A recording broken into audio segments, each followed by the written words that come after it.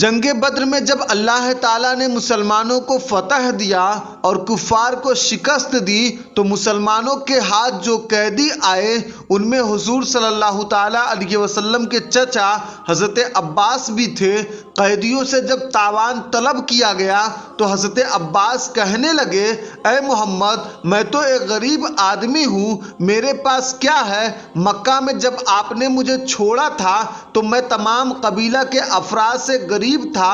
حضور صلی اللہ تعالیٰ علیہ وسلم نے ارشاد فرمایا، اور جبکہ آپ نے اپنے گھر سے فوج کفار کے ساتھ جنگ بدر میں آنا چاہا تو آپ اپنی بیوی ام فضل کو پوشیدگی میں چند سونے کی اینٹیں دے کر آئے تھے۔ چچا جان، یہ راز آپ کیوں چھپا رہے ہیں؟ حضرت عباس یہ غیب کی بات سن کر حیران رہ گئے۔ بقول شاعر جناب حضرت عباس پہ راشا ہوا طاری کہ پیغمبر تو رکھتا ہے دلوں کی بھی خبرداری۔ خیال آیا مسلمان نیک و بد پہچان جاتے ہیں، محمد آدمی کے دل کی باتیں جان جاتے ہیں۔ حضور کی یہ اطلاع علی الغیب کا معجزہ دیکھ کر حضرت عباس ایمان لے آئے۔